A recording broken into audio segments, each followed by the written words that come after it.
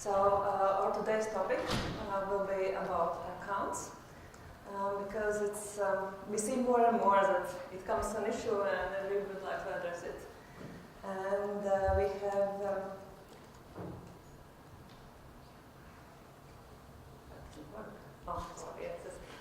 and here my colleague Zane and me, Daina. And we like to work in pairs. Ilse already mentioned it's part of our company culture to work in pairs because we like to gather different kinds of experiences of any of us and sit together, and it very well fits. And I hope you will see also those different perspectives during this presentation as well.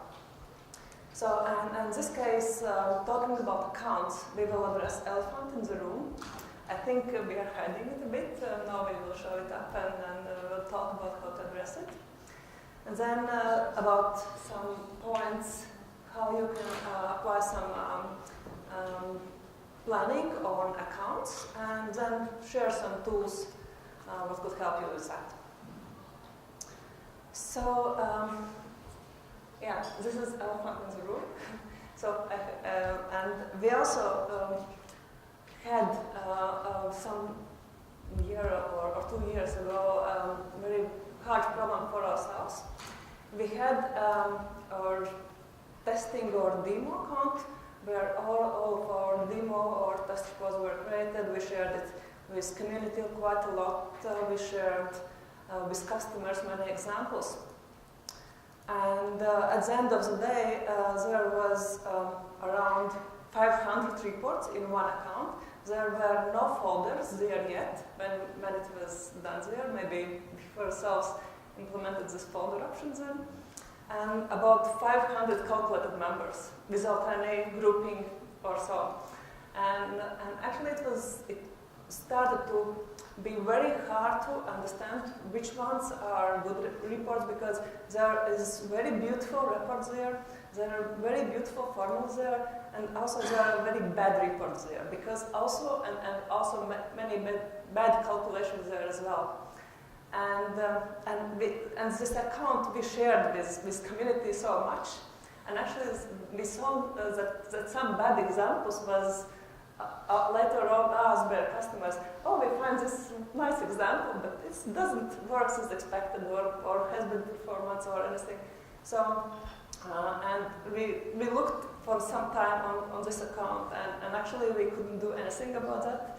We just tried to remove it from many communities, but it's still there. So if you and it's some problem still.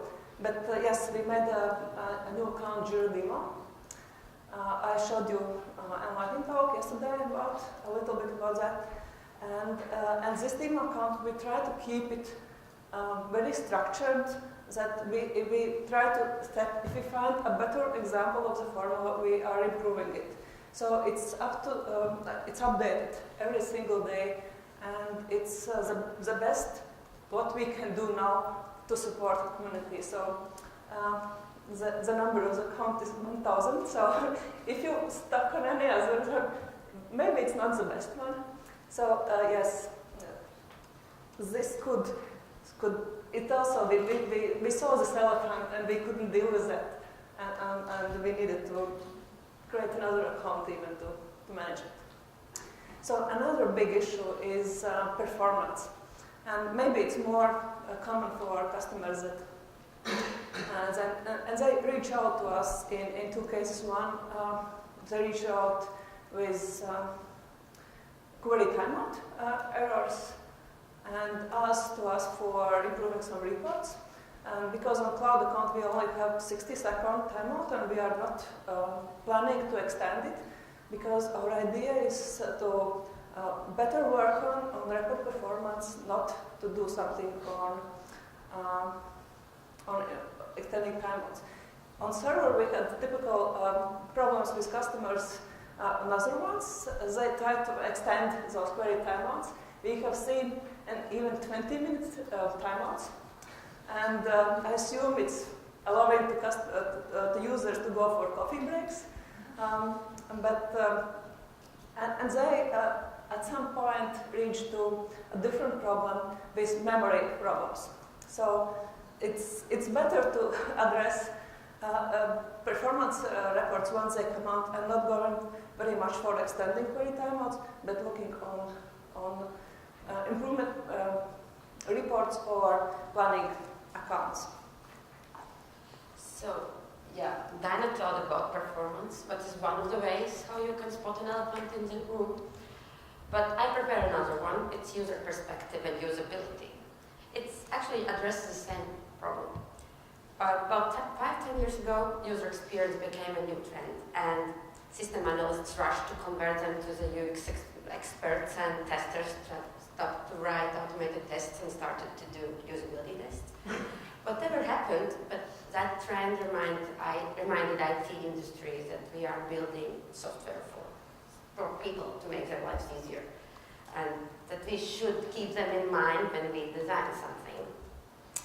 So when I was working with colleagues on several projects, we found out that the best way is to keep things in balance, like listen for the wishes of customers to their stories, and very often say no, unless they can prove that they need that stuff that features something. So kind of keep balance between wishes and clean design, like things that there's no extra special cases and there are not too many. So from user perspective, you can see that you have some problem in your accounts or account management if users can't find their KPIs, which they are looking for. Most likely there are too much of them, or the namings are different than they expect.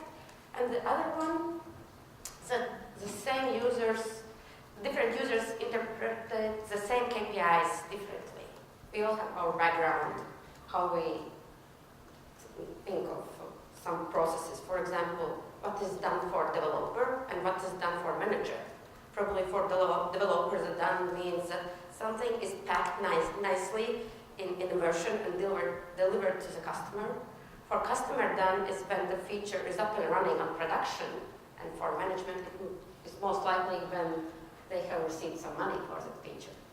So, yeah, if users can't find KPIs or don't agree what this KPI means, then most likely you have some issues with usability. So, yeah, we can see elephant like from perspective from performance and from usability. And the good thing is that you can kind of prevent those things and befriend the elephant by good mindset of how to manage accounts in eazyBI. So I will start with user perspective, less technical, and how it leads to the right data set and KPIs and fields you would use in account. So when I think about users, I consider three aspects of how to look on them. First one is the teams and their goals.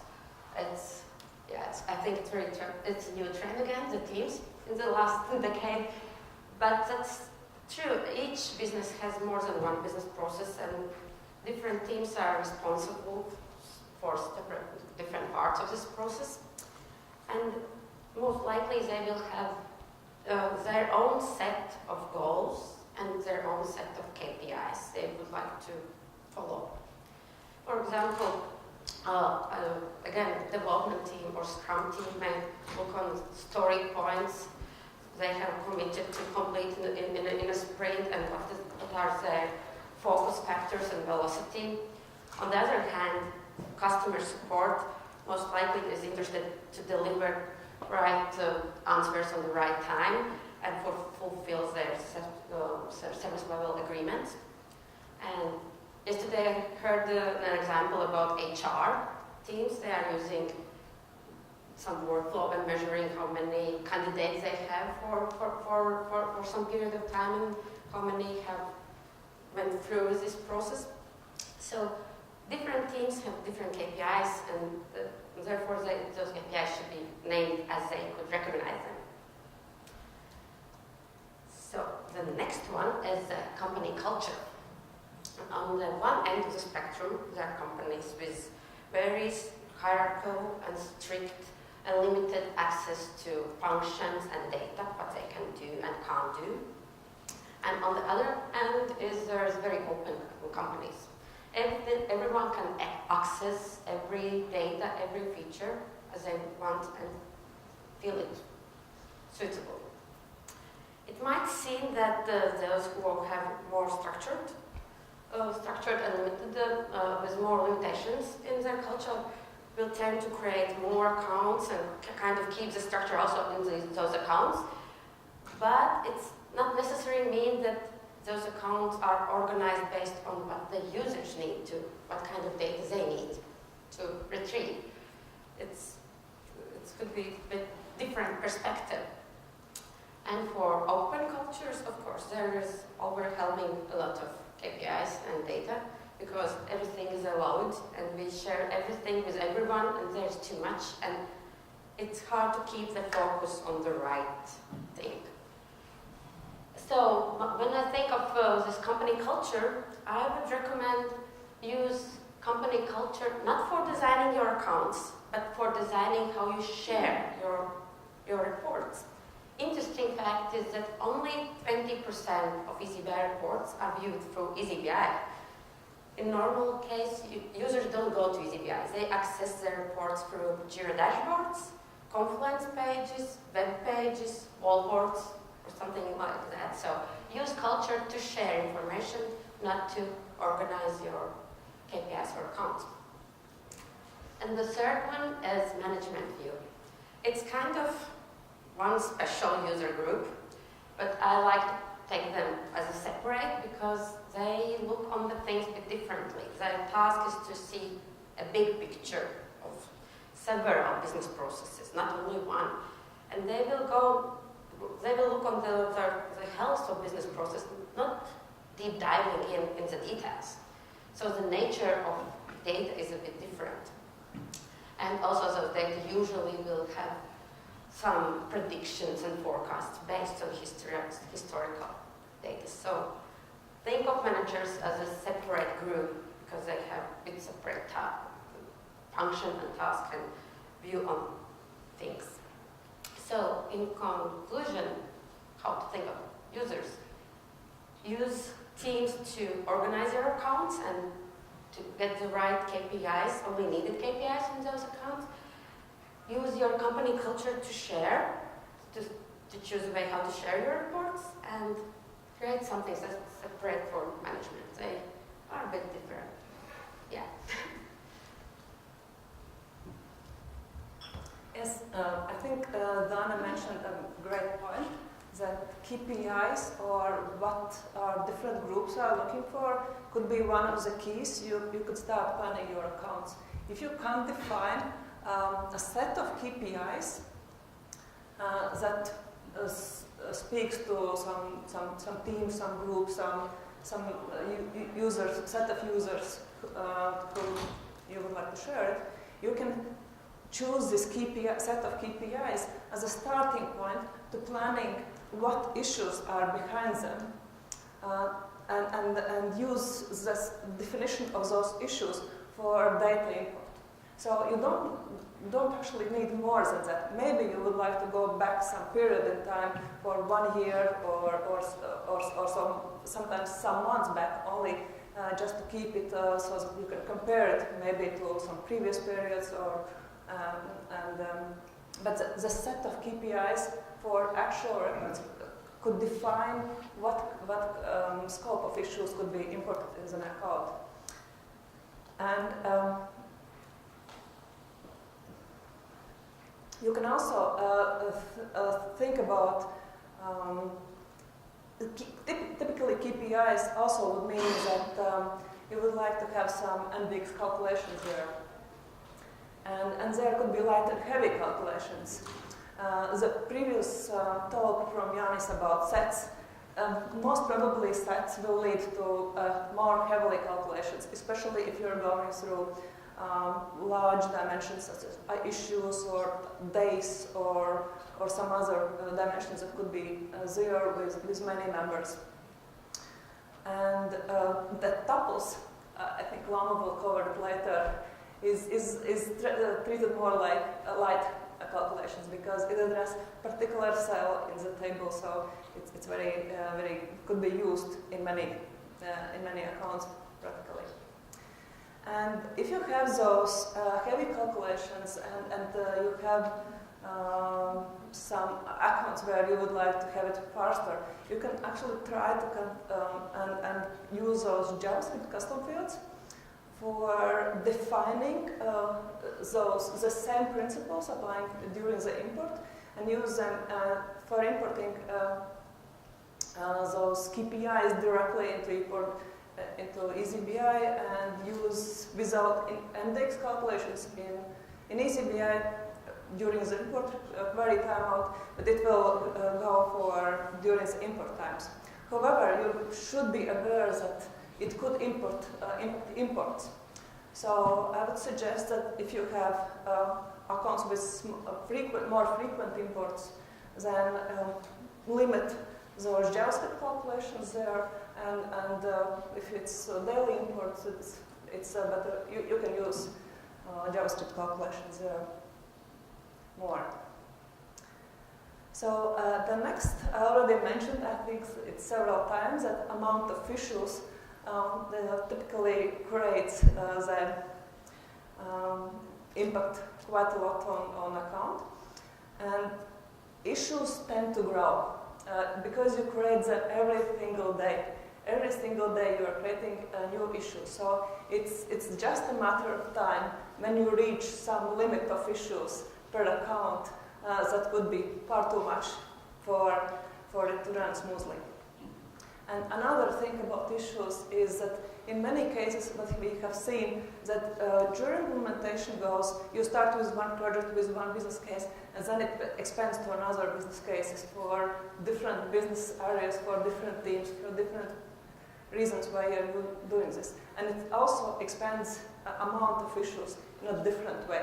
So at the end of the day, amount of issues constantly grows, and in many cases it grows more geometrical or rather linear growth.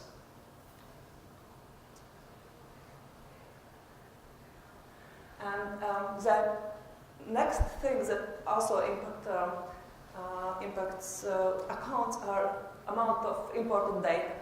And typically custom fields could refer to more data imported into account, and in many cases custom fields typically are linked to some particular projects, particular sites. For example, Jira software has a different set of custom fields than Jira Service Desk. So it could be so that if you are thinking about those KPIs, what defines account, it could be also a set of custom fields needed for those KPIs, and they could define the same scope as well. So you should be aware of the scope of the account based on custom field as well. And it's not necessary to import, if you have defined the scope of custom fields based on those KPIs, you do not need to import them right away in the account. I would suggest to import only those custom fields you are planning to include in each particular report. If you need it, add it, import it. You don't need to import everything because it is far much harder to remove them because they could be used in the reports, calculations, and and you actually don't know it. It's not very easy to spot them. So if you are using or not using, to remove them. And if you are also selecting any new custom field, you can think if it changes, if it's still the same scope you are using in the account, what it's intended usage of it, or if it's maybe a new scope or new set of KPIs you're planning to add, and maybe it's time to create a new account. They are for a different scope. So we draw this balance triangle, where are the amount of issues, how hard or heavy calculations there could be, and how many different KPIs or what users they are using. And the balance is somewhat in between. We don't know where, but you can't use many issues, many KPIs, many custom fields. You would like to go in one direction or another there. So yeah, we covered some theoretical part, how to spot an elephant, and actually the previous triangle was kind of conclusion at the end of the day when we started with Daina to look on this issue of what's going on and why. And so we would like to give you some tools to help you monitor the health of eazyBI accounts and reports, and probably to try and kind of keep also the balance or reduce KPIs issues or custom fields. So,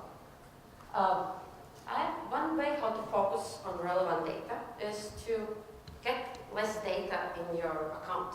So you don't need to import unnecessary or extra data. So it's done in import options in eazyBI. So there's I will show you 4 methods how to limit it. The first one is the simplest. You can select the projects. Similar projects are usually categorized, at least for Jira, they are categorized, and most likely the people who are working with similar teams, working with similar projects will have similar KPIs across the company. So this is one way how to create account, for example, separate account for development teams, because they are sharing the same KPIs for the sprint scopes, or how they calculate their focus factor. Or one account for testing teams, if they are sharing as well some resources. But you can also handpick projects one by one. There's no need to import everything, as I mentioned already. The next one is very popular way how to limit data is time. We can use Jira query language in eazyBI to limit issues by time. If the project is very long and it's designed for some operational team, most likely they are not interested in all data. They are interested in actual data. So you can write the JQL based on some issue dates in Jira. And there I have an example that there are only imported currently open and recently closed issues. So it would reduce the way. Actually, the data which are not changing anymore probably don't add some value. So the next one is also we can reduce data by business domain. For example, each process has its own purpose and unique set of KPIs again. And there's many ways how we can add some additional information to objects, where they belong, by who has reported them, or what kind of business area they are belonging to. So again, here we can use Jira query language and limit those data to focus on only objects of interest for a particular team. Here is examples that are imported only for the support team, only incidents reported by customers. So those are incidents which kind of affects service level agreement and are visible for outer world outside the company. So again, one way how to limit and focus and narrow down the focus to the relevant data. Then, the last one is again JavaScript. So in eazyBI import options, there's a way how you can mask or clear some data or unnecessary or sensitive data during data import. And those data won't be imported in eazyBI at all. For example, last year was GDPR. So it was quite interesting period of time for IT companies. And still we have some requests for customers.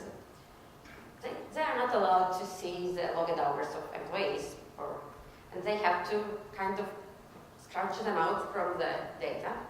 So we recommended, one of the solutions was to add the JavaScript, which clears out all the information related to logged hours.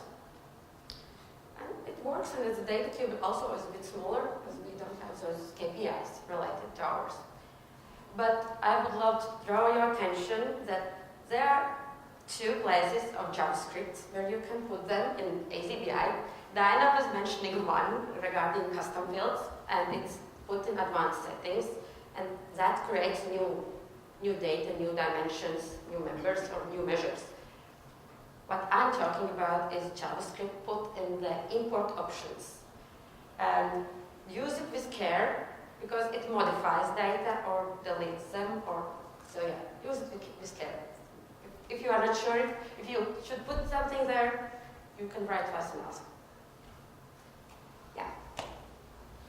Yes. Another set of controls I will share it is with user statistics and administration.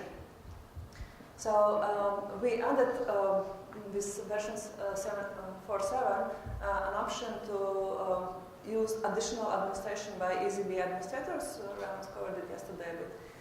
And it adds additional role for some users of some Jira group that they can, as well as eazyBI, as Jira system administrators, can administer eazyBI. In larger companies, we have seen that eazyBI Jira administrators are more technical ones, and they maybe are not aware of data mapping, data cubes, because it's quite a different area how to manage things. And in some cases, you would like to have some particular group of people addressing those issues, and they can administer eazyBI as well, especially if it comes to adding new fields and managing these kind of things.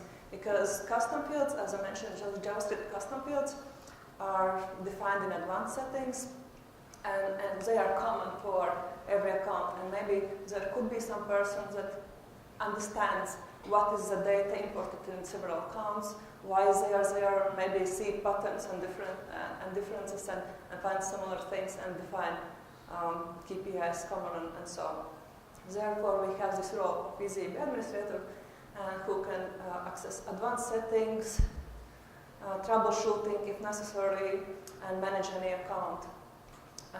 This eazyBI administrator can change technical infrastructure, can change databases, can't enable change anything in child process. Therefore, we left it to Jira system administrators still. And then Ramos also already mentions is that we introduced, based on also some customer tasks, that there is a new screen in version 5. There will be a new screen for administrating all accounts. So in this screen, Jira administrators or eazyBI administrator can see any account, no matter if the user is included or not in this account as a user. And there is some session capabilities, for example, to see if there are currently some problems with imports. For example, we are indicating them with this red block over a particular data source, and the administrator can go to a data source, see total, for example, how many issues were imported when the last import was run. So it's very informative information and general overview of any account, and it could help administrators to see them. Then we have an option with,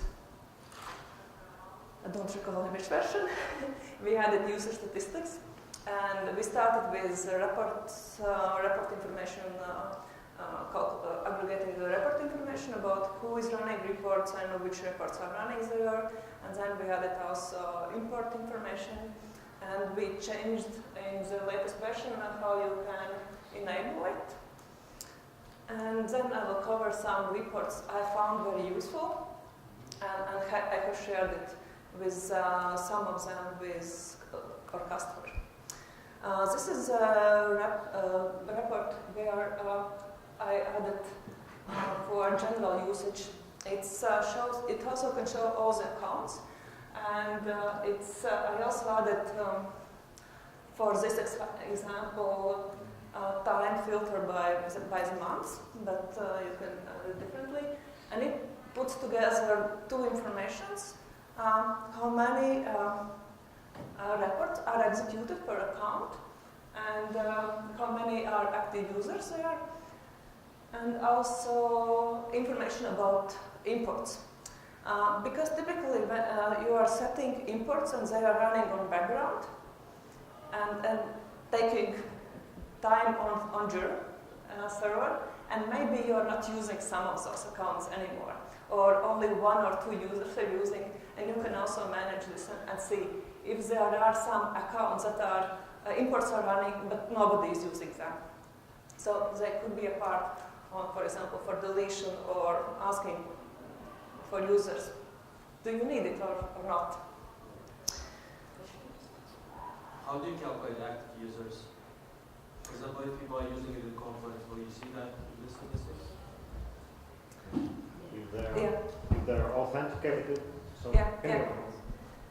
So if like a person is in Confluence and they filter the dashboard. Well, we identify each individual, so if there's an application link, it will be identified as unique user of the Confluence, if you have the same users in Confluence and Jira. So if I go there once a month and I click on a filter, am I an active user?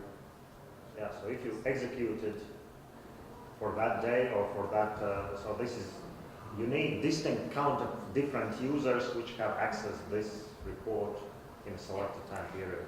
Yeah, if you have shared the report, for example, outside of Jira or Confluence and don't use any authentication to access, because typically where Confluence gadgets, Jira gadgets using Confluence, they are using authentication. But if you are using iframe with access token, you can filter, so there's additional dimension in usage statistics where you can filter where the reports were executed. So you can filter out and see how many access through the embedded reports, how many access from these get. Super, thanks. So the next is, this is a default report in a user statistics. It's been there for quite a while, I just wanted to mention it, because it shows top slow report. You also can use a filtering by, for example, by count or in general. And this could show you which reports are running slow and how long it took, and also shows errors. And also has active users. So it also shows how many, for example, if there is a report who is running pretty slow, but only 1 user is running, maybe it's not used. But if there is a report that runs on the edge of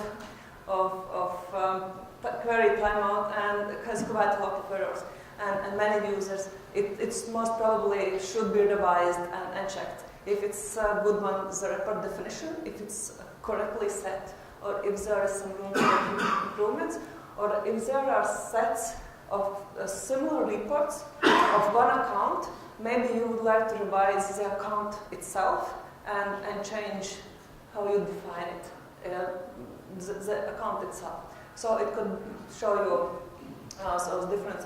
It points out the reports you would like to look at. And Ramon's already mentioned, and we have a pie chart here.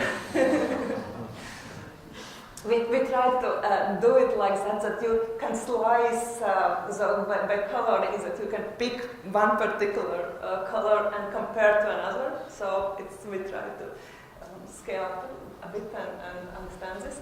And what we put it there is that actually also this pink area is about that only 20% of all reports are run within eazyBI directly. Any other report use comes from Jira gadgets, Confluence gadgets, and some of them goes with iframes and are embedding.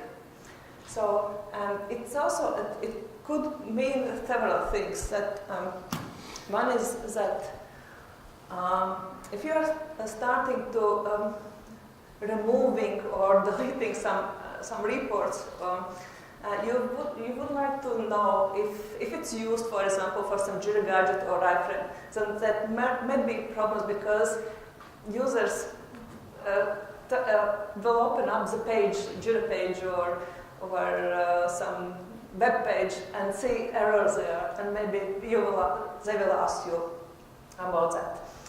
And this was, for example, one of the reasons why we didn't delete our account. We just left it there. Maybe because it was one of our ideas that we will delete this large messy account. We still left it there because we didn't want to users to come to an error. But yes, sometimes you can just delete it and deal with it, or for users because they will not reach the report there. But you can check where is the report used or see how it's used at all, those reports. So, yeah, that is what we wanted to share. So, we know that this topic, account management, is not sexy at all, and people tend to avoid it. And whose responsibility it is after all, we don't know, and mostly users as well don't know. But it's easy to make a mess if you don't follow up. And be aware of your performance, of your user complaints and feedback or praises. There is a good way how to protect yourselves from the problems to run into, and even how to avoid them at all. And you can do it from performance-wise or from usability perspective. So keep your accounts in a balance with your user needs. Import those data which are relevant to them, so they will get oriented more quickly. So, but we just ask you to keep your elephant, keep a balance between all the stuff around and the important stuff you need to achieve. Thank you.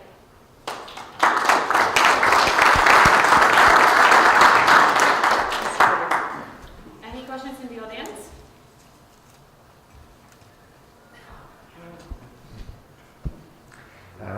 Any plans of, so in private version you can't do that nice thing of putting JavaScript import options on an account level. You need to put them in eazyBI TOML and then restart the server, which causes a bit of maintenance issues. Any chance that that can be supported the same way in private version, that you can define the import code on account level? Well, I mean, from interface is the main issue, that you don't need to restart the server and so on.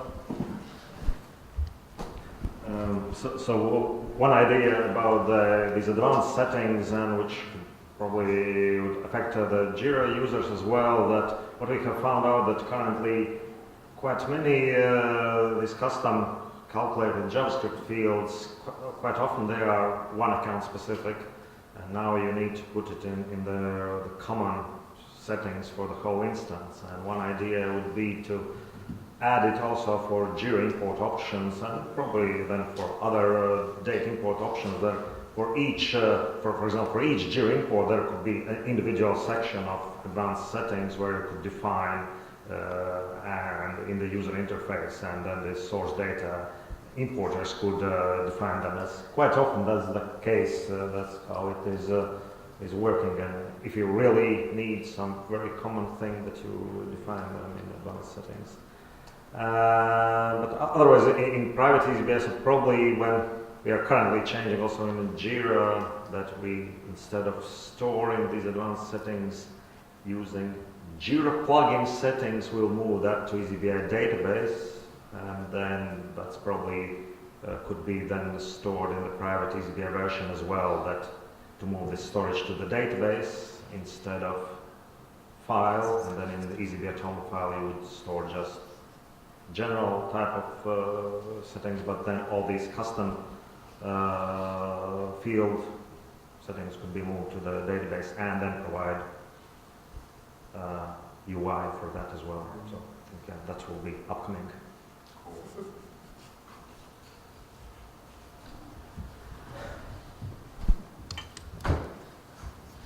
Great. So I have a question about the same JavaScript. In what is the order? For example, if I check all the projects or issue history, and then it's defined in the JavaScript that please empty that issue history, for example. So there would be conflicting settings. What would be the order how the settings would be executed? Didn't mean that we have two places. One is custom JavaScript code in import options, And another one is in Import. advanced settings. Import. I'm talking about import. Import options that It's it's applied at the end when you select this like the checklist is projects and issue history. You just say what kind of data set of what kind of data amount you want to get in, and when eazyBI receives it, and there's this JavaScript which modifies, then it applies those modifications afterwards. At the end, basically, yes? Sorry? At the end. At the end. Yeah. Okay. In a simplified way to say it. I would suggest that. Yeah, technical answer. I would suggest that when you define custom JavaScript code for additional custom fields, then please do not create side effects there, because it will be very hard to maintain. So if you create additional calculated custom fields with the JavaScript code, then just add something to the issue JSON. If you need to remove something, then it better explicitly use this final part in the Jira import options of additional JavaScript code, and there you probably add something at the end that you delete to avoid using that. More questions?